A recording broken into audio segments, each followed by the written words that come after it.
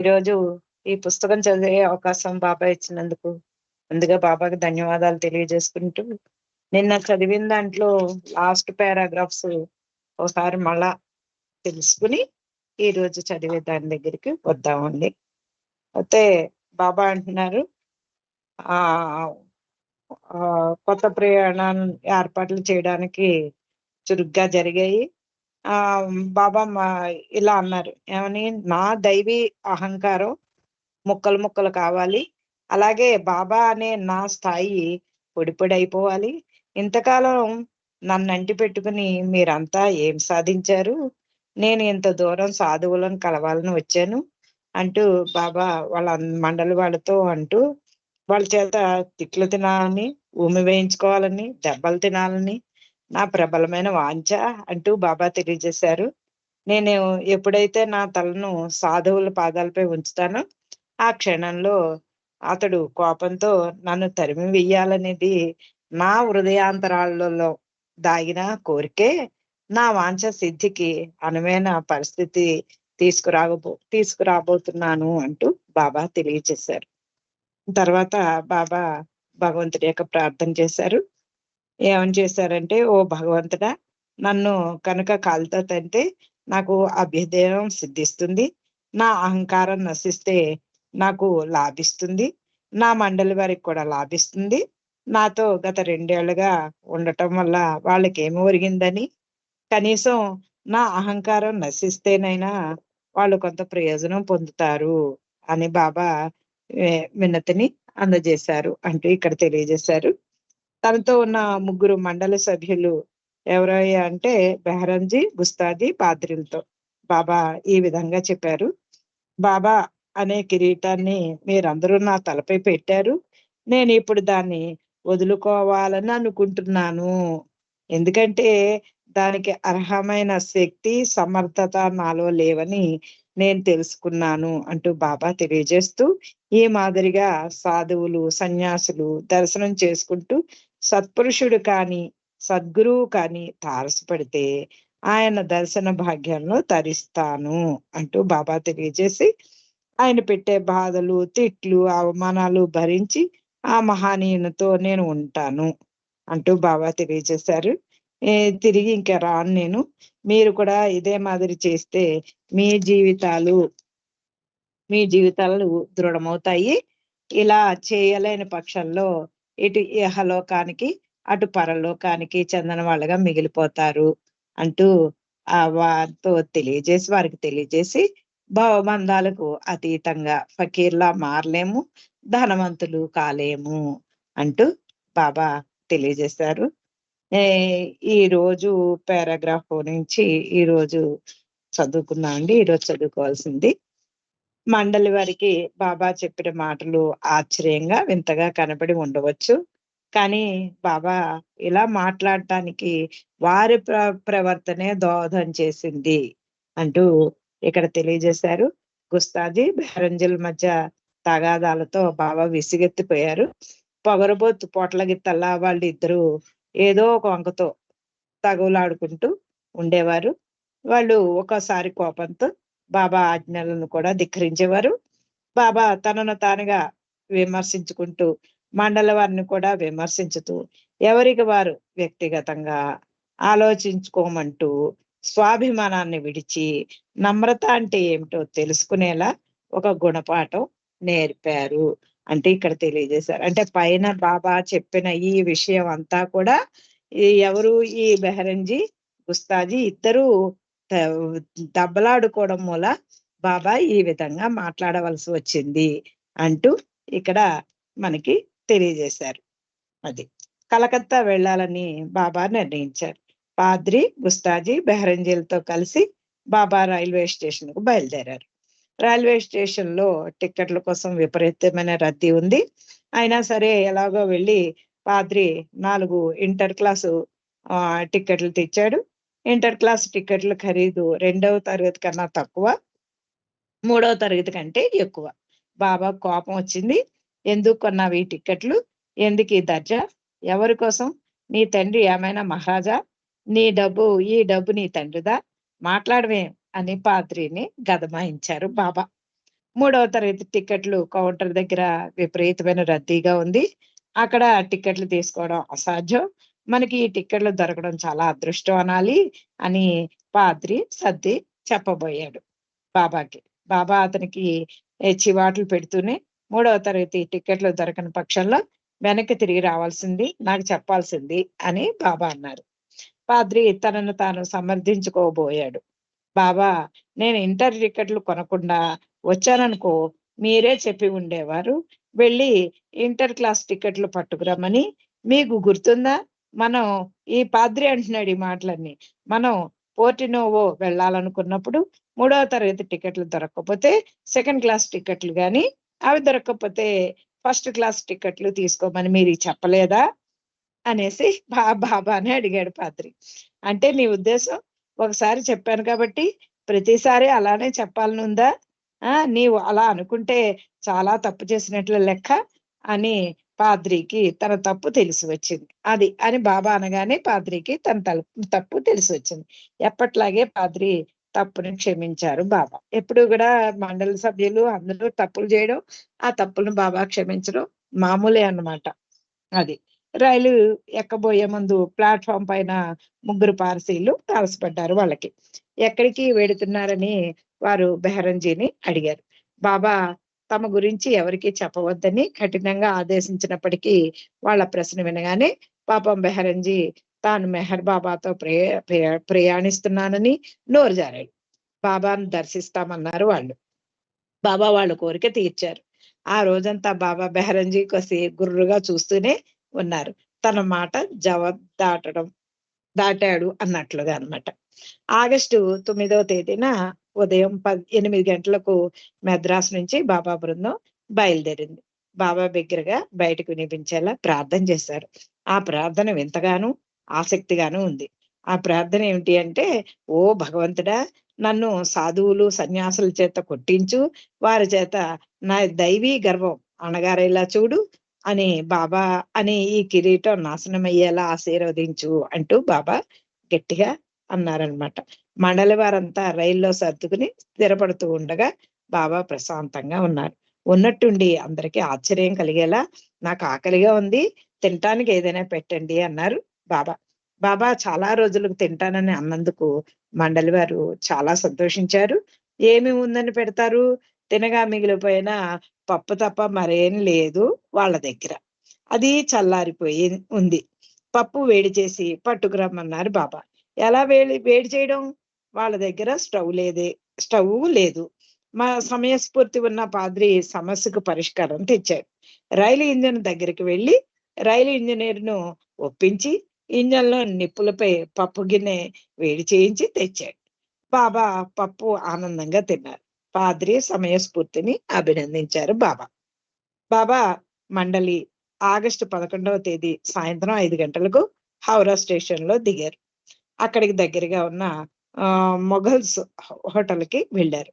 ఆ హోటల్ చాలా అపరిశుభ్రంగా ఉండటంతో పంజాబీ బెంగాల్ అనే మరో హోటల్ కి మారారు. సాయంత్రం టాక్సీలో కలకత్తాలోని దర్శనీయ స్థలాలను వారందరూ చూశారు. మర్నాడు దక్షిణేశ్వర్ వెళ్ళడానికి అక్కడ సద్గురు రామకృష్ణ పరమహంస ఒకప్పుడు నివసించిన దేవాలయాన్ని చూడటానికి అవసరమైన సమాచారం సేకరించారు. ఆగస్టు 12వ తేదీన హుగ్లీ నదిని పడవలో దాటి దక్షిణేశ్వరు వెళ్ళారు. రామకృష్ణ పరమహంస నిత్య పూజలు చేసి దేవాలయం చూశారు. హుగ్లీ అంటే ఆయన నిత్య పూజలు చేసిన దేవాలయాన్ని వీరందరూ కూడా చూశారు. రామకృష్ణ పరమహంస నిత్య పూజలు చేసిన దేవాలయాన్ని వీరందరూ కూడా చూశారు. హుగ్లీ ఒడ్డున అంధుడైన ముష్టివాడు ఒకడు బాబా మండలి దృష్టిని ఆకర్షించాడు. అతడు మురికిలో కూర్చుని ఉన్నాడు. మండలి వారితో కలిసి బాబా ఆ ప్రదేశాన్ని శుభ్రపరిచారు. తర్వాత నిరాశ్రయుడైన ఆ ముష్టివానికి భోజనం పెట్టి సంతృప్తి పరిచారు. బేలూర్ మఠలో దేవాలయం ఉన్నది. అక్కడే రామకృష్ణ మిషన్ హెడ్ క్వార్టర్ నడుస్తోంది. ఆ ఊరు దక్షిణేశ్వరికి దగ్గరగా హుగ్లీ నది తీరాన ఉంది. ప్రధాన మందిరం అందమైన నిర్మాణ శైలితో నిండి చుట్టూ వైభవాన్ని చాటి చెప్పే 12 చిన్న కట్టడాలతో కూడి ఉంది. జన సందోహంతో నిండి ఉన్న కలకత్తా నగరానికి అంచున ఎంతో ప్రశాంతమైన స్థలంలో ఆ మందిరం ఉంది. మనసుకు ఉత్తేజాన్ని కలిగించే విధంగా మహదానందకరమైన పారవస్యంతో ఆహ్లాదకరమైన ఆధ్యాత్మిక వాతావరణంలో ఆ ప్రాంతం అంతా నిండి ఉంది అంటూ ఇక్కడ తెలియజేశారు. రామకృష్ణ పరమహంస పూజా మందిరాన్ని బాబా మండలి దర్శించారు. ఆ మహానీయుడు ఆరాధించిన కాళీమాత విగ్రహం, ఆయన జ్ఞాపికలు ఉన్న గదిని, వివేకానంద స్వామి ఇతర శిష్యులు బస చేసిన గదులను కూడా అందరూ చూశారు. దక్షిణేశ్వర్ బేలూరు నుంచి తిరిగి వస్తూ ఉంటే ఒక చిన్న హిందూ గుడి బాబా దృష్టిని ఆకర్షించింది.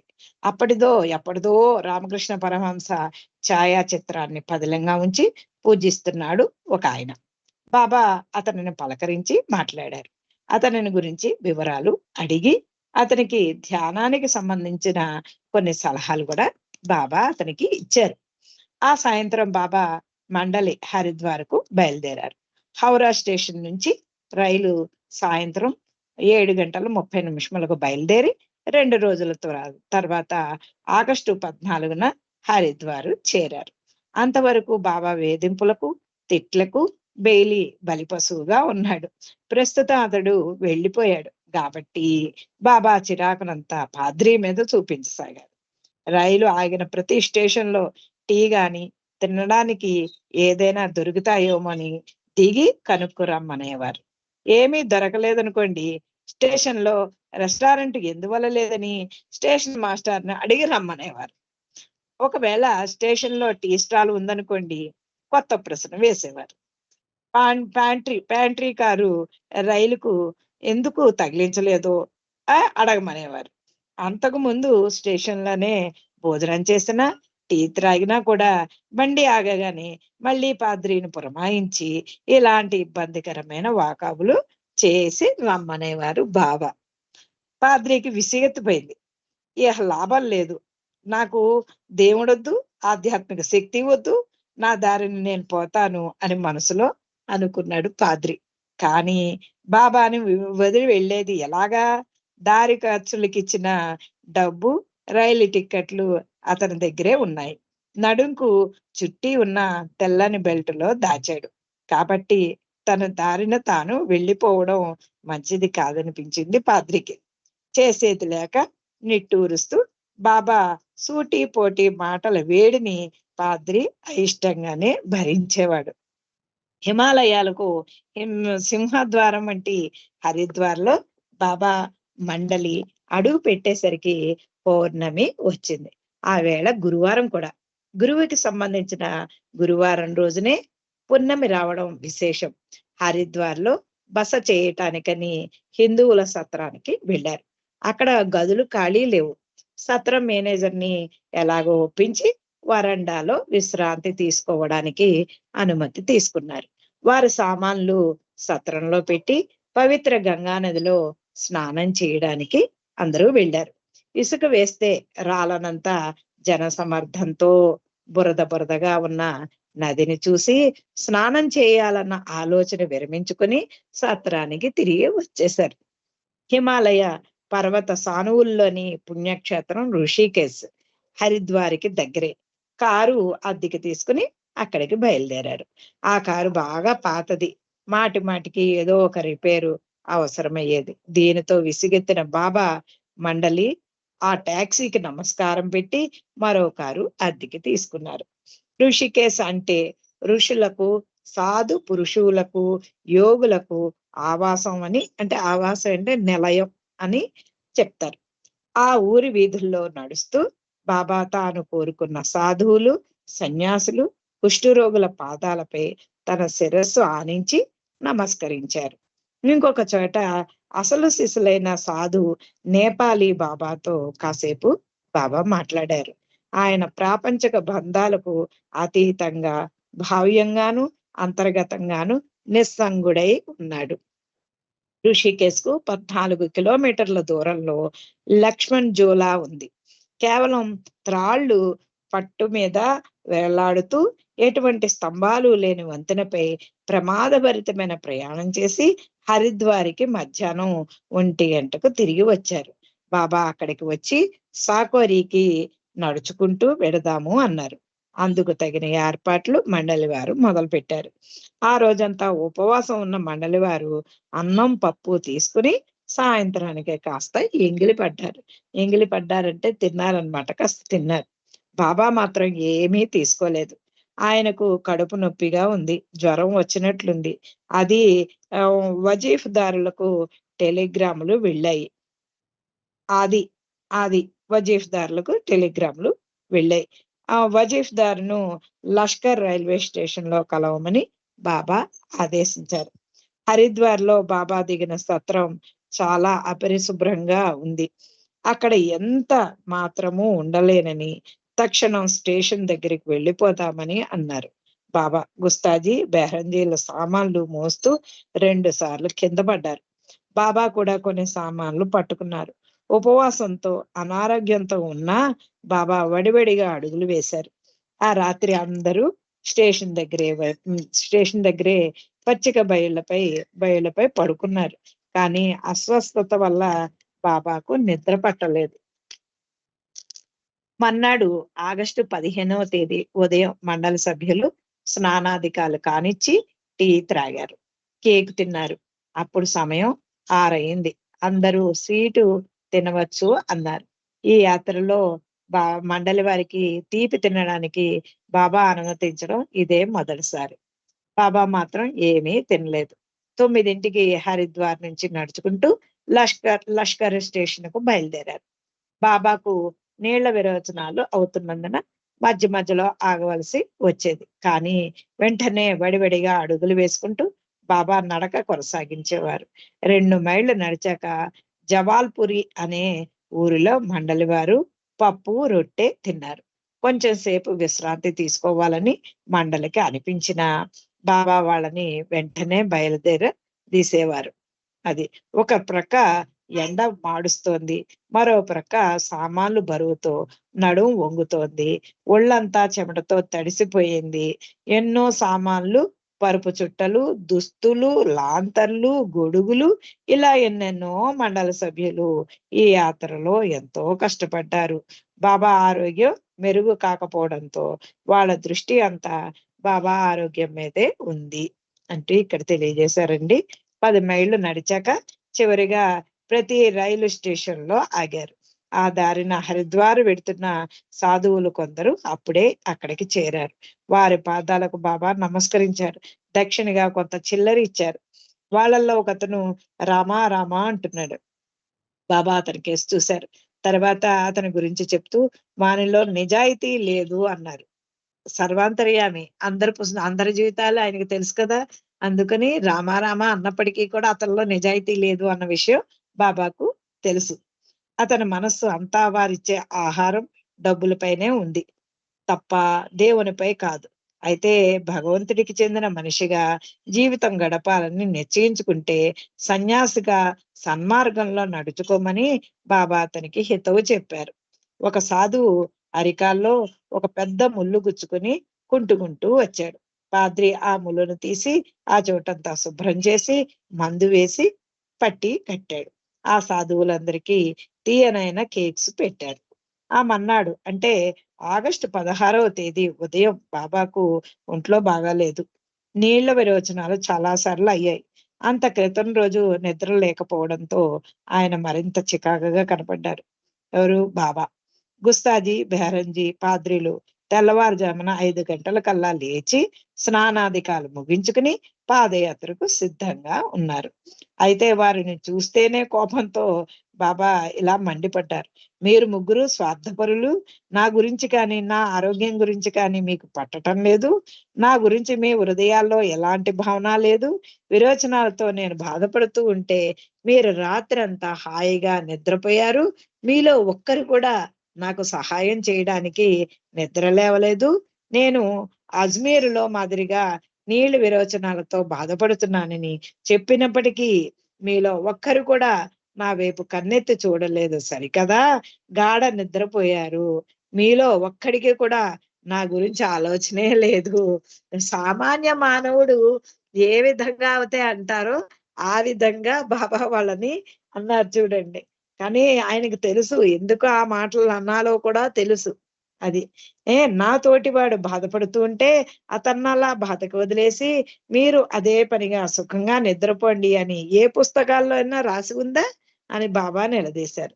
తనను తాను నిందించుకుంటూ అయినా తప్పు నాదనాలి. నేను స్వార్థపరుడినే.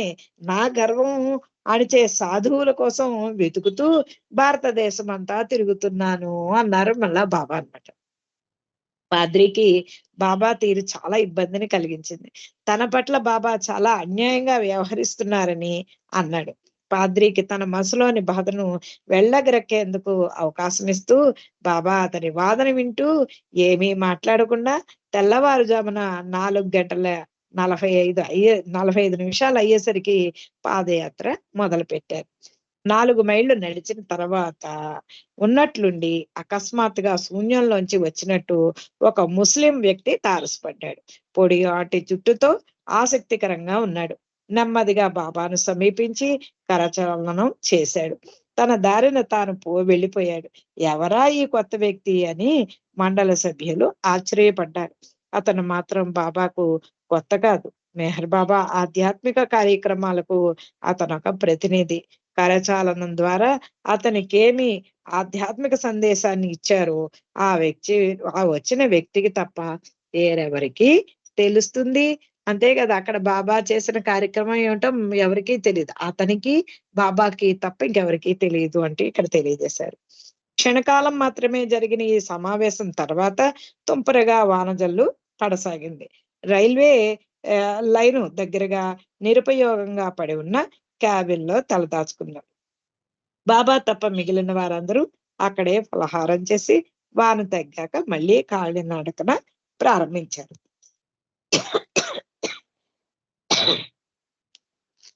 చాలా దూరం నడిచాక ఎంతో మనోహరంగా ఉన్న ఒక స్వచ్ఛమైన మంచినీటి కాలువ కనబడింది. ఆ నీళ్లతో ముఖం కడుక్కున్నారు. కాసేపు సేదదీరారు. చాలా రోజులుగా బాబా నిండేని అలాంటి ఆహార పదార్థాన్ని తీసుకోలేదు. ఆయనకు తెల్లని జిగుట విరోచనాలు అవుతున్నాయి. తరచూ కడుపులో నొప్పి వచ్చేది. జ్వరం కూడా వస్తున్నది. దూరంగా కొంతమంది పిల్లలు గొర్రెలను మేపుతూ ఉంటే చూసి బాబా వారి దగ్గర తినడానికి ఏమైనా ఉందేమో అడగమన్నారు పాద్రి. ఒక పిల్లవాడు తన దగ్గర కొన్ని చపాతీలు, మిరపకాయ పచ్చడి ఉన్నాయి అన్నాడు. ఒక అణ అంటే 6 పైసలన్నమాట. ఆ పిల్లవాడికి ఇచ్చి అతని వద్ద నుండి కొన్ని చపాతీలు, కారం పచ్చడి తీసుకున్నారు. బాబా, నీకు విరోచనాలవుతున్నాయి. కారం చట్నీ నీవు తినకూడదు కదా! దానివల్ల నీకు విరోచనాలు మరీ ఎక్కువవుతాయి అని పాద్రి అన్నాడు. దానికి బదులుగా బాబా, నీకేం తెలుసు? పైగా నా విరోచనాలకి ఆ పచ్చడి విరుగుడు మందు అని అన్నారు బాబా. నోరెత్తలేక ఇష్టం లేకుండానే పాద్రి ఒక అడా ఇచ్చి కారం పచ్చడిని ఆ పిల్లవాడి దగ్గర నుంచి తీసుకున్నాడు. చపాతీ తీసుకుని ఆ చట్నీతో ఎంతో ఆనందంగా తిన్నారు బాబా. ఎన్నో రోజుల తర్వాత ఎంతో హాయిగా కనిపించారు. ఎవరికీ నమ్మశక్యం కాలేదా మార్పు. చూసారా? మనకెవరికీ తెలీదు. ఏది కూడా బాబా చేసే ఏ పనిని అదే అంటారు. బుద్ధితో నన్ను తెలుసుకోవాలంటే మీకు అసాధ్యం. నీకు తెలియబడను నేను అంటారు. మనం ఎంత ఆయన చేసే పనిని మనం తెలుసుకోవాలి అంటే, ఆయన గురించి తెలుసుకోవాలంటే మనకి అసాధ్యం అన్నమాట. చూడండి, చపాతీ, ఆ కారం పచ్చళ్ళు తింటే మామూలుగా మనం ఆలోచిస్తాం. పాద్రి కూడా అలాగే అనుకున్నాడు. ఏమని? ఆ కారం పచ్చడి తింటే విరోచనాలు ఇంకా ఎక్కువైపోతాయి. కానీ బాబా కార్యం ఏదో ఉంటుంది కదా! అందుకని ఆయన అలాంటివన్నీ చేసేవారు. ఆయన ప్రేమ ఏమిటో, ఆయన చేస్తున్న ఆధ్యాత్మిక కార్యక్రమం ఏమిటో ఎవరైనా ఊహించగలరా? తన ఆధ్యాత్మిక ప్రతినిధితో సమావేశం అయ్యాక, తన ఆంతరంగిక భూమికల్లో కొంత పని చేశాక, ఆయన చపాతీ కొంచెం తిన్నారు. ఆ గొర్రెల కాపరి పిల్లవానికి మెహర్ బాబా అంటే ఎవరో కనీసం తెలియని కూడా తెలియదు. ఆయన ఎలాంటి నిగూఢ కార్యాలు చెయ్యాలో కదా! ఆయనలో నిగూఢంగా ఎంతో జ్ఞానం ఉంటేనే కదా ఆ బాలుడిచ్చిన దాన్ని అంగీకరించారు. అయితే తన ఆహారం ఎవరికి ఇచ్చారో అన్న విషయం ఆ పిల్లవానికి తెలియనే తెలియదు. ఆ చట్నీ తిన్నాక చాలా రుచిగా ఉందని ఆ పిల్లవాడికి బాబా కబురు చేశాడు. ఆ పిల్లవాడు ఇచ్చిన చట్నీతో బాబా తన ఉపవాస దీక్షను విరమించారు. ఉత్సాహాన్ని రేకెత్తించే బాబా ముఖ కవళికలకు ఆకర్షితుడై ఆ బాలుడు అక్కడకు వచ్చి బాబా కేసి తదేకంగా చూస్తూ ఉండిపోయాడు. బాబా తేజస్సు ఆ పిల్లవాడిపై చెరగని ముద్ర వేసి ఉండాలి అంటూ ఇక్కడ తెలియజేశారండి. 25 అయింది, 8:25. అవతార్ మెహర్ బాబా కీ జై, అవతార్ మెహర్ బాబా కీ జై, అవతార్ మెహర్ బాబా కీ జై. ఈ రోజు ఈ అవకాశాన్ని ఇచ్చిన బాబాకి ధన్యవాదాలు తెలియజేసుకుంటూ ఏమన్నా తప్పులు చదివినట్లయితే బాబాని క్షమించవలసిందిగా కోరుకుంటున్నాను. అవతార్ మెహర్ బాబా కీ జై. జై బాబా అండి, అందరికీ జై బాబా.